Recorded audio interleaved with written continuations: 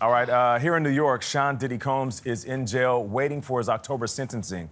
The jury in his sex trafficking and racketeering trial cleared him of those serious charges, but convicted him on 2 counts related to prostitution. In his first interview since the trial, his lead attorney, Marc Agnifilo, sat down with Jericka Duncan to answer questions. She is here with us right now. Jericka, good morning. So the topic of a pardon from President Trump came up. What did he tell you? Well, that's right. Good morning. Good morning to everyone. A senior White House official declined to comment on, quote, speculation and told us any decision on pardons would come from the president himself. Combs' attorney, Marc Agnifilo, said he has not talked to the Trump administration about it. You mean to tell me that you really have nothing to do with a possible pardon right now? Nothing. I have nothing to do with a possible pardon. What is Sean Combs saying about the possibility of a pardon? I think he knows I'm not political. We've never discussed it other than I tell him what's in the news about it. But you know. And what's his reaction? Does he laugh? Does he say, let's look into it? What does he say? Go tell him that I need a pardon. Go tell him I deserve a pardon. That's what he said. Last month, 55-year-old Sean Diddy Combs was convicted on 2 federal counts of prostitution-related offense linked to 2 ex-girlfriends, including Cassie Ventura, a key witness for the prosecution. But Combs was acquitted on the top charges of sex trafficking and racketeering conspiracy, avoiding the possibility of life in prison. It's not over until we get him out. Lead defense attorney Marc Agnifilo says he's now focused on Combs' sentencing day in October. How are you preparing him? So, I tell him what the guidelines are, and the guidelines are about 2 or 3 years.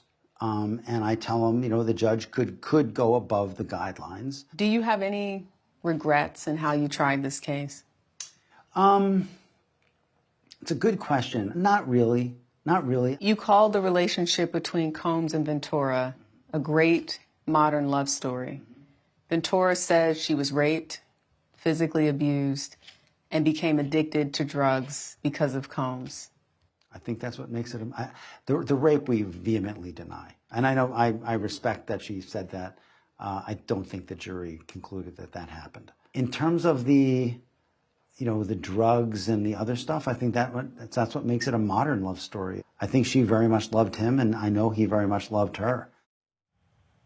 Cassie Ventura's attorney told us that Agnifilo's description of the relationship is a, quote, complete disgrace and affront to survivors of domestic violence. Now, we covered a lot more in this interview. Agnifilo said that he talks to his client just about every single day. He told us that Combs is focused on his family and wants to one day get back into performing at Madison Square Garden. This interview was about an hour long. He also told us that Combs did want to testify.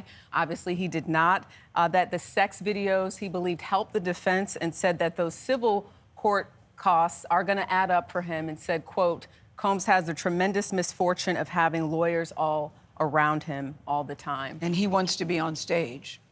Sean Combs. That's what the attorney said, yeah. How did you hold your face on straight when he describes it as a modern love story? I'm very baffled by that characterization. I think there were a lot of... Any way he tries to explain it. There were a lot of questions about that and just kind of the style at the end in the closing arguments, which is why we did reach out to Doug Wigdor, who represents Cassie Ventura, to get their reaction to it.